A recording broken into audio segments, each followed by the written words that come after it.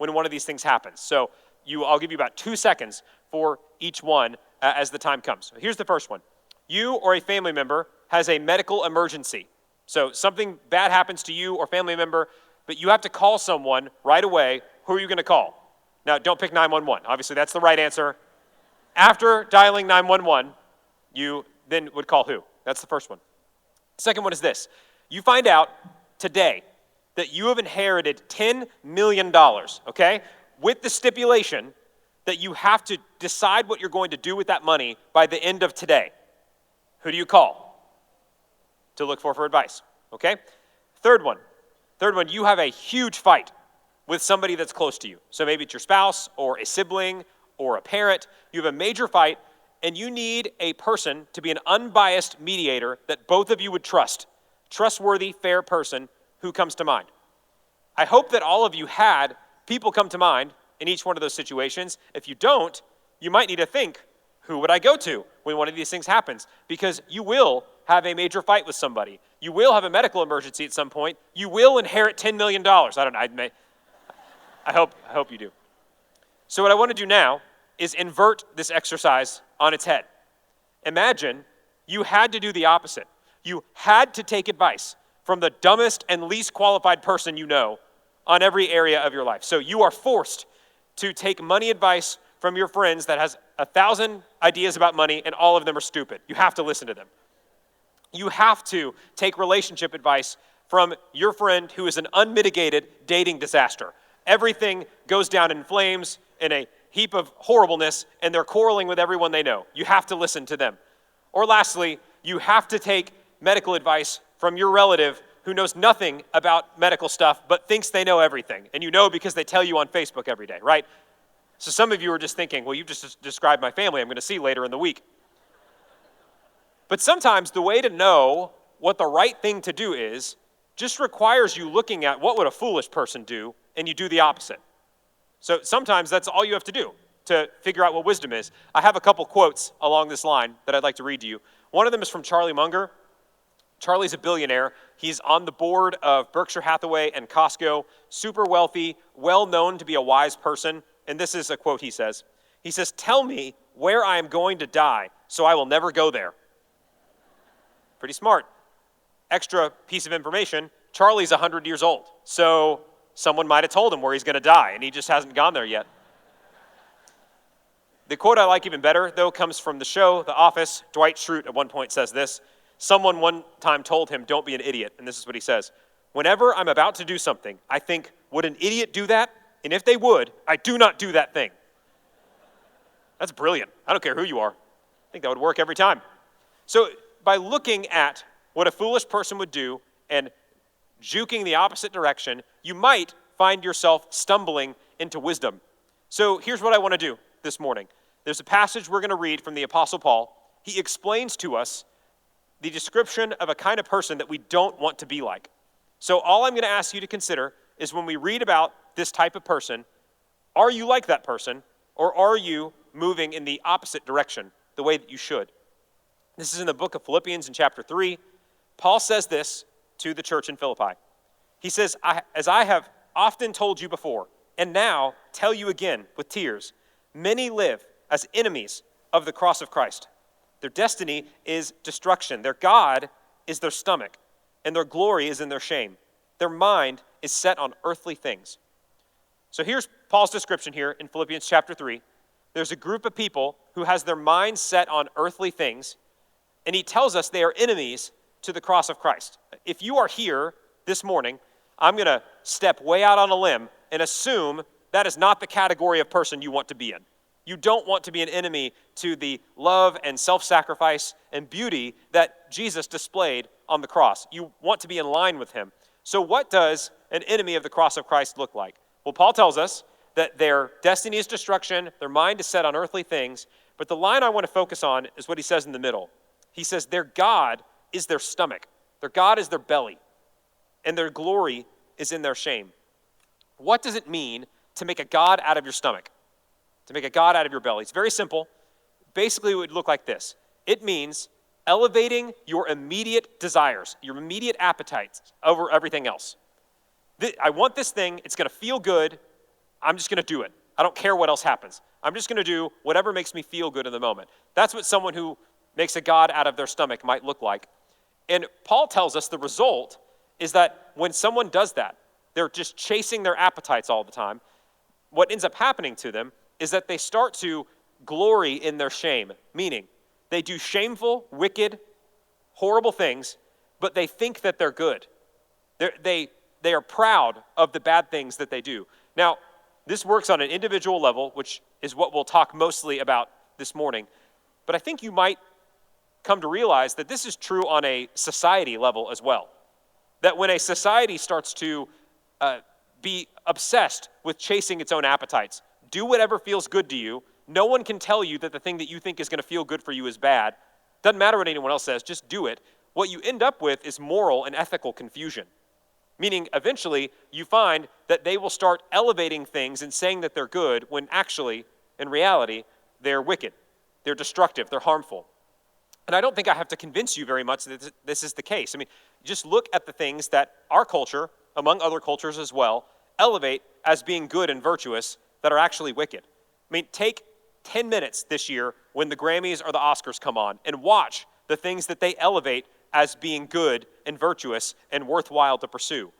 Walk over, take a drive to the University of Texas at Austin and see the kind of things that they say are good. All sorts of debauchery and wickedness. I'm not getting a response here. There's not a lot of Aggies in the room, I can tell. Okay, good, there's 3 of you. You woke up just in time for the 11 o'clock service. Nice. Glad you're here. So, a culture that pursues its own appetites ends in moral confusion. A person who lives their life pursuing their own appetites, whatever's going to feel good to me at the moment, also ends in confusion. Some of you might be like me. I have been known a time or two to pursue things and make short-term decisions based on what's going to feel good to me. And one of those happens to happen often at my favorite place in the world. I think I'm a connoisseur of one of the finest establishments in Texas, and maybe the world for all that matter. And the place I'm talking about, of course, is Buc-ee's. Buc-ee's is incredible, okay? You walk in there, they've taken a thing that should be disgusting, one of the grossest places on earth, a gas station, and they have turned it straight up into Disney World. It's incredible. You walk in, it smells good, you are happy that you're in a gas station. It doesn't seem natural, and it probably isn't for that matter. But when I walk into a Buc-ee's, I have been known in seasons of my life to not make the best long-term decisions for my life. When I was in college, my parents moved to Kingwood. So I did not grow up in this area. I grew up a little more in town. But when I was in college, my parents moved out here. And so there was a stretch of time where I was in Waco, where I went to school, and I would come home, and by coming home, meaning I would come to Kingwood, to where my parents lived. And so I would go deliberately on a longer route to and from Waco so that I could stop in Madisonville because there's a Buc-ee's there, okay? And what I'm going to tell you about is the combination of things that I would buy every time that I would stop in this Madisonville Buc-ee's. Now, I would get more than just these 3 things, which is extra shameful, but please don't judge me. You're about to judge me in just a moment. But here are the things that I would buy. The first thing that I would get is the one that is the least bad. I would get a bag of peppered beef jerky, pretty simple. Beef jerky is relatively healthy, not crazy on caloric intake, probably not good for your teeth. I don't know. I'm not a dentist. But I would eat the entire bag of jerky for the remaining 90 miles of my drive, whichever way I was going. And it was delicious. Jerky's pretty good. The jerky at Buc-ee's is a little bit pricey. I think you guys would agree to that. But sometimes you just got to enjoy the finer things in life. So that's what I would do. I would get this and I would eat the entire bag of jerky over the course of my drive, and I would forget to bring dental floss with me. The main event of what I would get at Buc-ee's, though, and this is really where the rubber meets the road. Does anyone know what these are? These are called cherry sours. I am about to tell you some things that are going to change your life, probably for the worse, okay? These spherical death balls of sugar will invert everything you know about the world. They are basically spherical balls of sugar that are really delicious. They're very sweet, and then occasionally you'll get a hint of sour in it, and they're incredible. Now, a couple things that we should know about these. I'm looking at the bag right now. It tells me that it is 110 calories per serving, which is very reasonable. It sounds like it's no big deal. They're delicious. everything's sounding better and better until you look at the really small print and it tells you that in this bag there are 11 servings. So this bag is 1,200 calories of pure, unadulterated death sugar. When my wife and I started dating, I went on a road trip with her, and I don't remember where or why we were going anywhere, but we stopped at a Buc-ee's, and we bought cherry sours, and I was so excited. I was just ready to chow down like I had always done, and then she told me that I could only have 6 of them, and I responded like a feral animal. I'm not an angry person by nature, but I got heated, and afterward I was like, I might have a sin problem that I need to deal with here. And it turns out that 1 serving of these is actually 7 cherry sours. So my wife was way closer to right than I was because I wanted to devour the whole bag. Now, I will tell you this too. If you are going to try these cherry sours, which I suspect some of you might when this is over, I'm not recommending that you do it. But if you do, you need to have a friend or 2 or 7 with you because once this bag is unsealed, like Pandora's box, it cannot be resealed until the entire thing is eaten, consumed. And so you better have people with you because you will eat this entire bag. And my evidence for that is that on every trip that I would take for the remaining 90 miles, I would eat the entirety of this bag. I would eat 1,200 calories of cherry sours. Now you can't eat all of that food without something to wash it down. So I would get the biggest drink that Buc-ee's had available. I went to Buc-ee's this week. There's one right by my house right now, which is terrible news for me. But I went there and I got this. This is the biggest drink they had. I promise this was not the biggest drink they had when I was in college. It was twice this size, and it was 15 cents. They were begging you to take it. And so I would fill this giant drink with Pepsi, and I would not even put ice in it because I wanted the maximum amount of liquid and caloric intake that I could get. I would douse it with the appropriate amount of cherry syrup that I thought I needed. And for the remainder of my drive, I would eat the entire bag of beef jerky, I would eat all of the cherry sours, and I would drink the entirety of the drink. I'm going to do something really dangerous right now because if I hold on to these too long, you know what's going to happen. I'm going to eat them. Does anyone want these, is my question. Oh, no. The kids. I'm destroying a generation. Okay, no, I can't give it to a child. I'm going to give it to you. And I need to, toss these and say, get behind me, Satan, from these cherry sours. Okay. May God have mercy on your soul, sir. Okay. That went over better than I thought it would. Okay.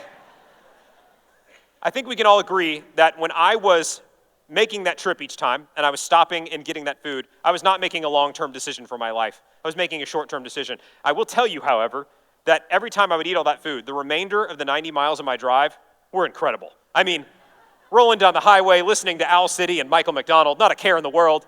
Someone take me back there right now.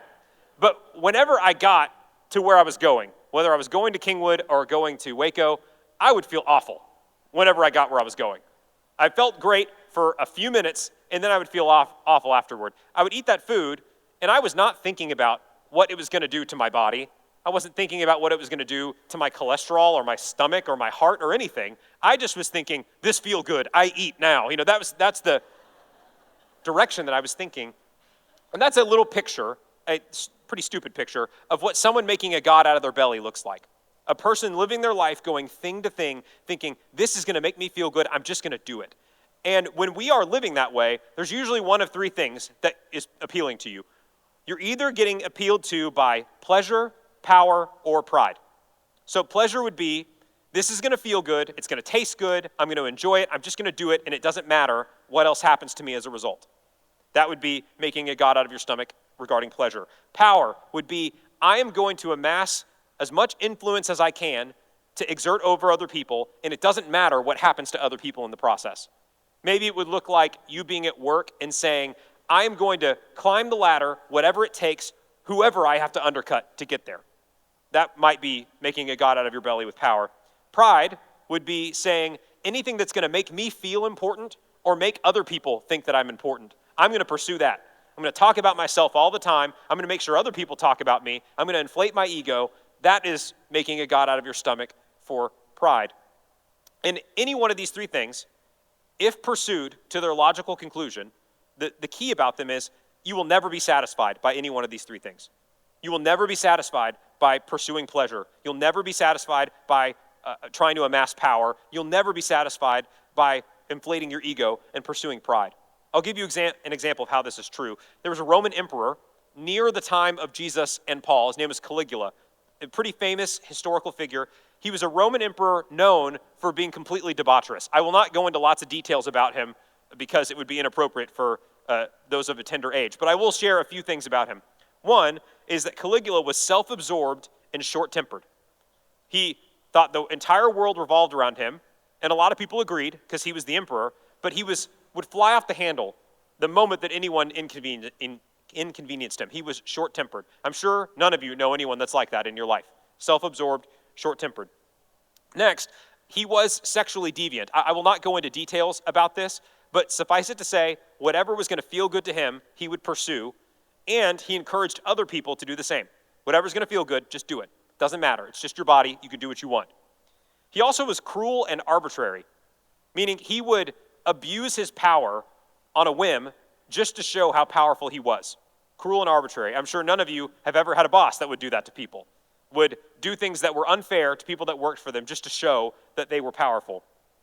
This is actually one thing in his favor. I thought this is kind of funny. He was angry at the Roman Senate at one point, and he kind of thumbed his nose at them. He was forced to appoint a second in command, and so he said he was going to appoint his horse as his second in command. That's kind of funny. He gets points for that. The other thing is he demanded worship. It reportedly was said that he wanted a statue built of him taken to Jerusalem so that it could be worshipped there. Now, it probably doesn't surprise you to find out that a mere 4 years into his reign as emperor, Caligula was assassinated. And the reason for that is that a person who makes their stomach into a god is an unbearable person to be around. Life is not sustainable when you live this way. And so even a person who had all of the wealth, all of the power, and all of the access to pride in the world, meaning he had all the resources he could ever need, money-wise, to pursue pleasure. He had all the power that he could ever need to exert it and feel powerful. He had all the people in the world agreeing that he was important and that he meant a lot. His pride would get massaged. It wasn't enough. It ended in emptiness. When Paul says that their God is their belly, the Greek word for that is koilios, so it means belly, means stomach, but it also could mean an empty cavern that cannot be filled.